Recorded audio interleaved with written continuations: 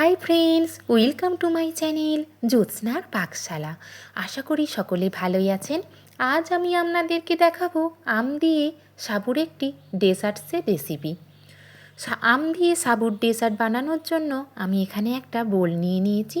তার মধ্যে 1 কাপ বড় দানার সাবু নিয়ে নিয়েছি। আপনারা বড় দানার সাবুর পরিবর্তে ছোটো দানার সাবুও নিতে পারেন। 3 থেকে 4 বার জল পাল্টে ভালো করে সাবুদানাটিকে ধুয়ে নিয়েছি, যাতে এর মধ্যে কোনো রকম স্টার্চ না থাকে। এরপর আমি 1 কাপের থেকে একটু কম জল দিয়ে সাবুদানাটিকে আধ ঘন্টার জন্য ভিজিয়ে রাখবো একটি ঢাকা দিয়ে। এই সময় আমি একটা বেগুনপুলি আম নিয়ে নিয়েছি। আমের খোসা এবং আঁটি বাদ দিয়ে আমটিকে টুকরো করে নেব। সমস্ত আমটিকে টুকরো করে নেবার পরে কিছুটা আম টুকরো রেখে দিয়ে কিছুটা টুকরো মিহি পেস্ট বানিয়ে নেব। আধ ঘন্টা পর আমি দেখে নেব আমার সাবুদানাটি ভিজেছে কি না।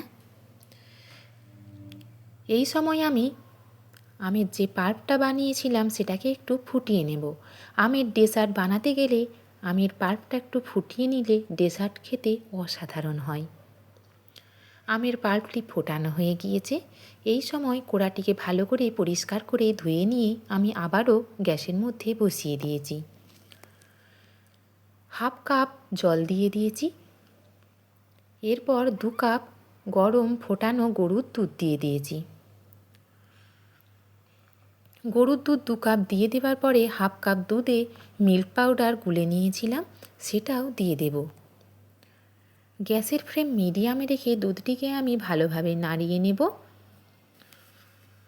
দুধটা গরম হয়ে আসলে আমি এর মধ্যে ভিজিয়ে রাখা সাবুদানাগুলি যোগ করব। সাবুদানা আপনারা না ভিজিয়েও ব্যবহার করতে পারেন, তবে সেক্ষেত্রে সাবুদানাটিকে দীর্ঘক্ষণ ধরে ফুটিয়ে নিতে হবে। সাবুদানা দিয়ে দেবার পরে আমি গ্যাসের ফ্লেম লো টু মিডিয়ামে রেখে বারে বার নাড়াচাড়া করে নেব, যাতে সাবুদানাটি কোড়ার নিচে লেগে না যায়। এই সময় আমি আরও 2 কাপ দুধ অ্যাড করলাম। সাবুদানাটি ফুটে আসলে আমি এর মধ্যে কোনো রকম ঢাকা না দিয়ে প্রায় 10 থেকে 15 মিনিট নাড়াচাড়া করে নেব। সাবুদানাটি যতক্ষণ না পর্যন্ত ট্রান্সপারেন্ট হচ্ছে ততক্ষণ পর্যন্ত নাড়াচাড়া করতে থাকব। এই সময় আমি টেস্টের ব্যালেন্সের জন্য 2 চামচ চিনি যোগ করব। সেটিকে ভালোভাবে সাবুদানার সাথে মিশিয়ে নেব। 2টো এলাচ গুঁড়ো করে নিয়েছিলাম, সেটাও যোগ করব। এলাচ দিলে এই ডেজার্টের খুব সুন্দর সুগন্ধ লাগে, খেতেও সুস্বাদু হয়। এবার আমি খুব সামান্য পরিমাণে নুন দিয়ে দেব টেস্টের ব্যালেন্সের জন্য।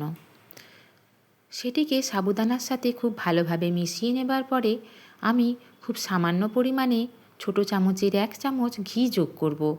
এই ঘিটা দিলেও ডেজার্টে খুব সুস্বাদু হয়।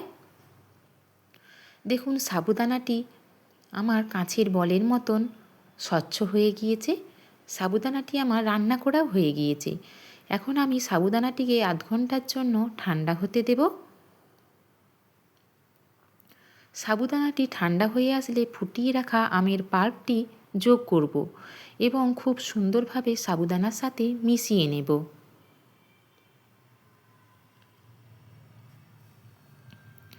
আপনারা আমার এই রেসিপি ফলো করে বাড়িতে অবশ্যই একবার সাবু দিয়ে আমের ডেজার্ট বানিয়ে খাবেন। এটা খেতে জাস্ট অসাধারণ হয়েছিল। যদি ভালো লাগে আমার চ্যানেলটি লাইক, কমেন্ট, শেয়ার করবেন।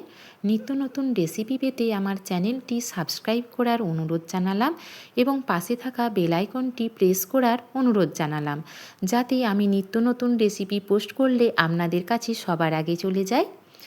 দেখুন আমের পাল্পটি সাবুর সাথে মিশিয়ে নিতে কত সুন্দর দেখতে হয়েছে।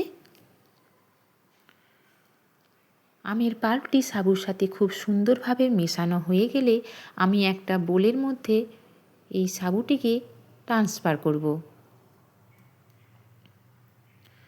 আমার সাবুদানার ডেজার্ট একদম তৈরি। এই সময় আমি কেটে রাখা আমের টুকরোগুলি সাবুর ওপরে দিয়ে দেব।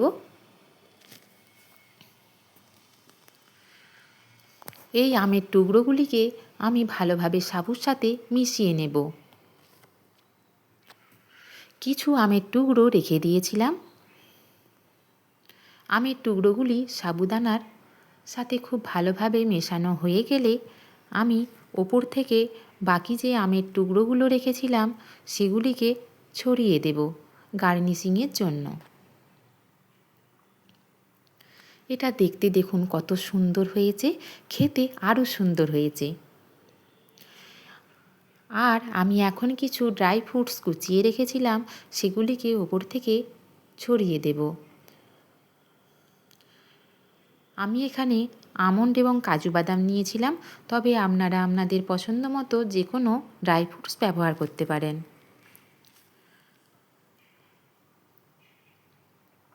দেখুন আমার সাবুদানার ডেজার্ট একদম তৈরি। আমার রেসিপি দেখার জন্য নমস্কার।